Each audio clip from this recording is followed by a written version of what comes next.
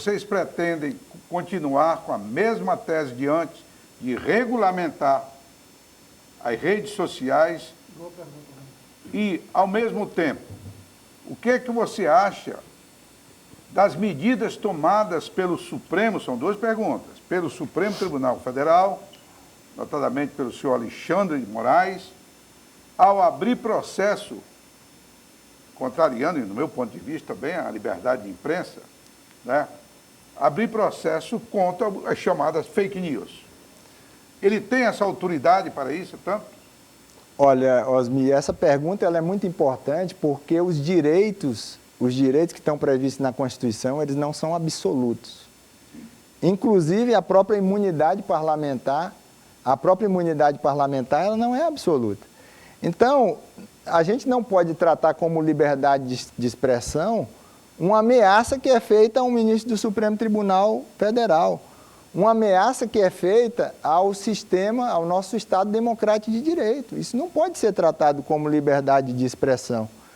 A gente não pode tratar como liberdade de expressão mensagens que, por exemplo, que negam as vacinas, a importância das vacinas, e isso causa morte de muitas pessoas. Se você olhar agora, nesse último período em que as pessoas já estavam vacinadas, praticamente 90% das pessoas que estavam dentro dos hospitais era porque não tinham sido vacinados. E todos nós, ao longo da nossa vida, sempre nos vacinamos, né? Quantas vacinas a gente já tomou para tudo que é doença, né? BCG, para polio. Então, é necessário que haja uma regulamentação, não para tirar a expressão. Acho que a liberdade de expressão ela é sagrada.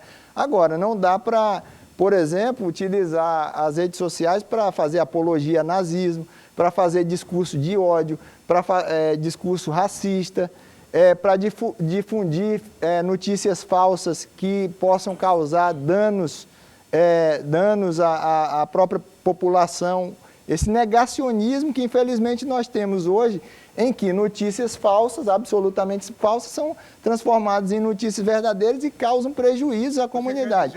Então, o que nós estamos fazendo, discutindo uma regulamentação hoje no Congresso Nacional sobre as fake news, que os provedores, né, as plataformas de internet, se elas forem notificadas em relação a essa questão das fake news, elas devem ter algum controle a esse respeito e, obviamente, haver um controle judicial dessa situação. Não dá para tirar, e tem uma coisa que a gente concorda, não dá para uma plataforma ela retirar um conteúdo de fake news, por exemplo, sem fazer qualquer tipo de notificação a esse respeito para que aquela pessoa ela possa se defender.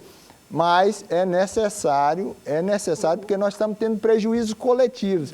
Acabei de citar o caso da vacina. Mas não seria, em 2022, falar de regulamentar ou controle de redes sociais, qualquer coisa assim, não parece muito ultrapassado, haja visto que as redes sociais, no meu ponto de vista, de uma jornalista da web, é uma democratização do acesso à informação. Com relação ao que vocês falam de fake news, de manifestação, de livre manifestação, inclusive, com relação a fake news, a minha opinião sobre isso é, na verdade, sempre que uma notícia não agrada a um lado, ele taxa de fake news, há uma guerra de versões para além da verdade, news, né? Exatamente, para além do que é verdade, do discurso do que é verdade, há um discurso e uma guerra de versões. Cada vez que sai uma versão que desagrada alguém, o veículo é taxado como difusor de fake news, o que é um risco. O que coloca em risco, por exemplo, a nossa credibilidade de jornalista. Toda vez que eu escrevo alguma coisa que desagrada alguém, ao invés de, antes diziam assim, fulano é leviano, agora isso é fake news, virou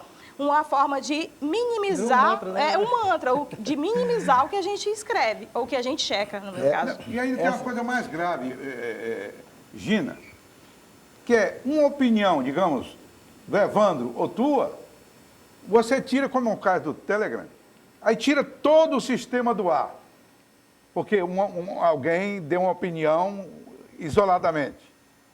E há um abuso neste país.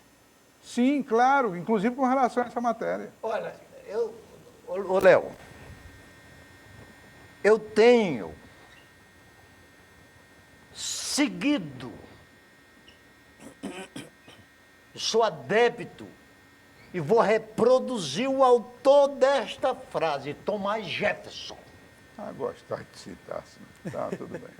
O preço da liberdade é a eterna vigilância. Pronto. Sim. Gina, minha querida Gina, prazer em tê-la. Você começou por aqui, hein? Sim. Aqui é a escola de jornalismo Verdade. nossa, né, Gina? A maior escola de jornalismo. Depois eu quero fazer um comentário sobre o Escute, que... deixa eu só dizer aqui, mostrar uma coisa. Nós participamos, eu e Osmir, no que respeite a diferença de idade minha com a dele, Ele é muito mais velho. o artigo 9º, o artigo 5º, causa pétrea da Constituição. Diz no seu artigo 9º, é livre a expressão da atividade intelectual, artística, científica e de comunicação, independente de censura e licença. Dito isto, aos libertinos, aos pensadores, aos seguidores de Joseph Gelber, Tem a lei, pô. a mentira repetida 10 vezes vira verdade. Agora vamos para o artigo seguinte. Para você ver, Gina, como eles se chocam.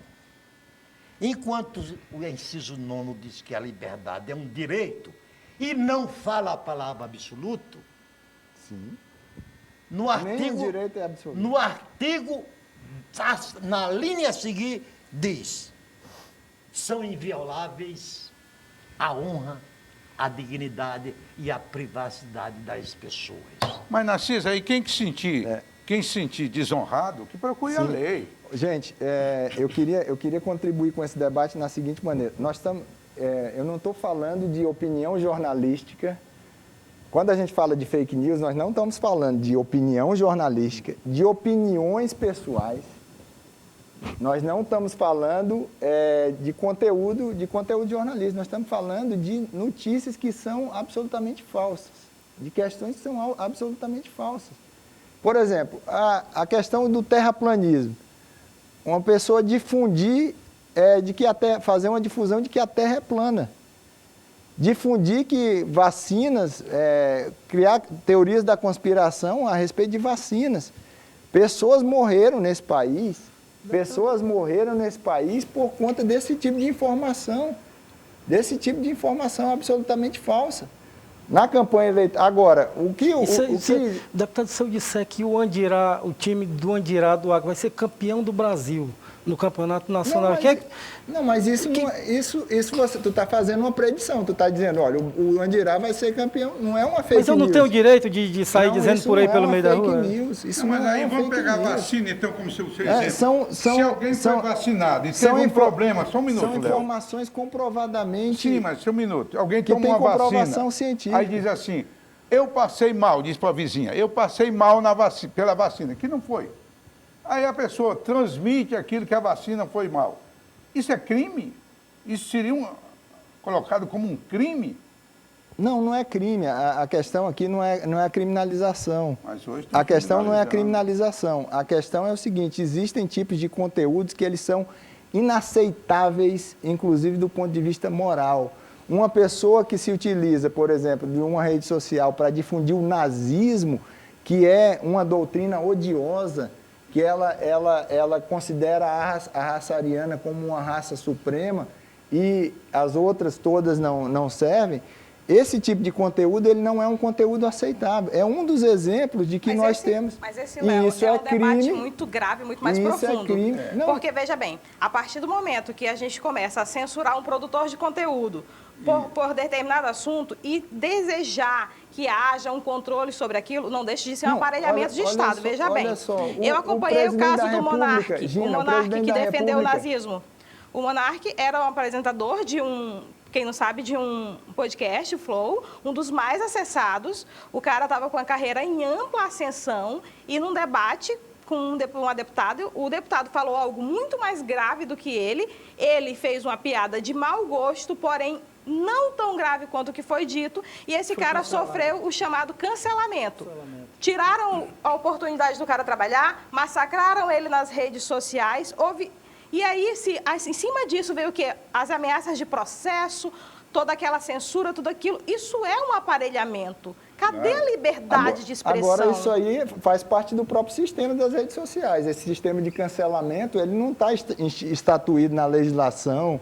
É um próprio autocontrole que existe nas redes sociais. Mas ele vem muito mais forte com as ameaças de processo. Sim, mas as ameaças de processo é porque isso está na legislação. A apologia ao nazismo, ela está prevista na legislação. Então ele pode ser aberto um inquérito contra ele, uma investigação contra ele. Se qualquer um de vocês, enquanto jornalistas, ofender uma pessoa, tem a previsão da reparação do dano moral. Sim, mas não tiraram do ar. É isso que nós estamos questionando. Porque a regulamentação, o que está prevendo, a Gina tem razão. É um patrulhamento do Estado, sim. Vai ser um patrulhamento. Não pode dizer aquilo que me desagrada. Em outros termos, é isso. Nós estamos falando, quando a gente fala de fake news, é necessário que a gente entenda isso.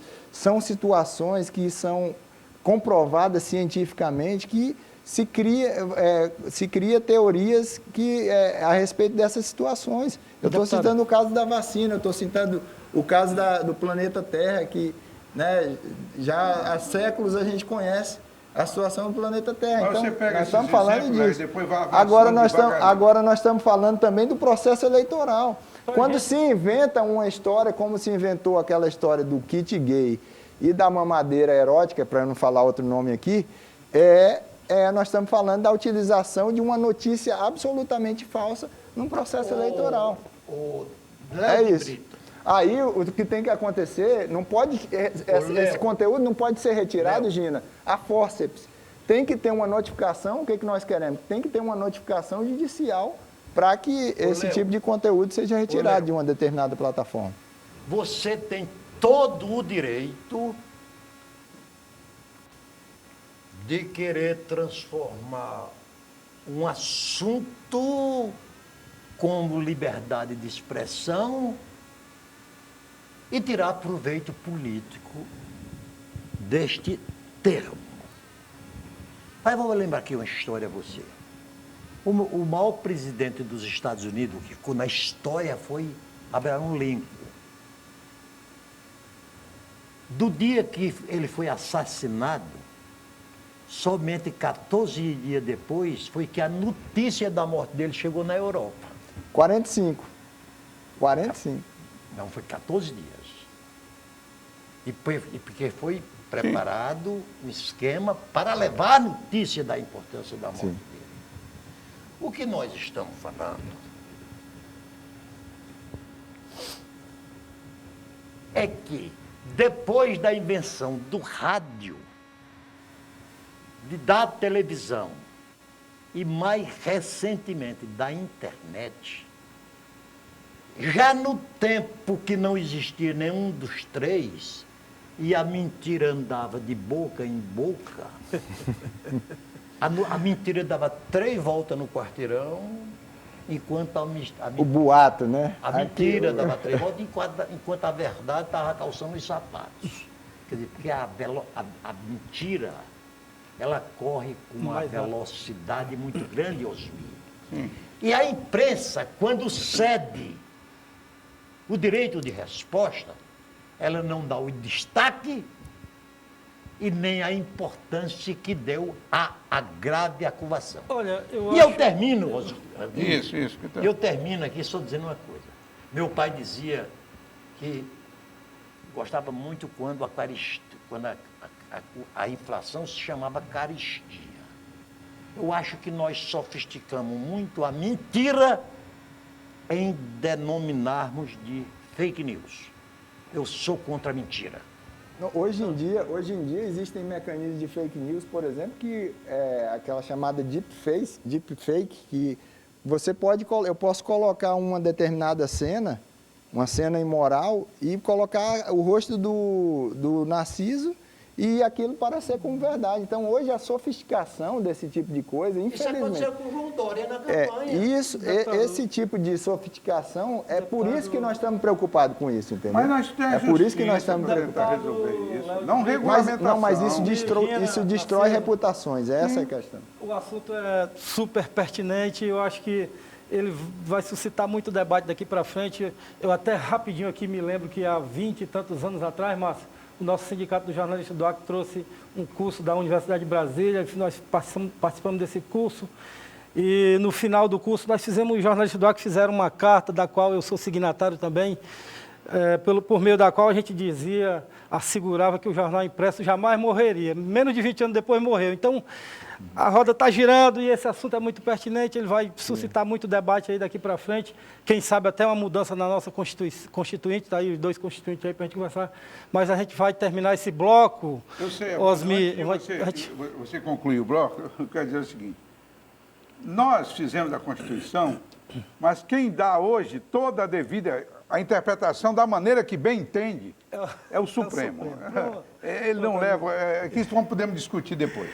Nós estamos aqui com o nosso Tribuna Livre, recebendo o deputado federal Leonardo Cunha de Brito, de 43 anos.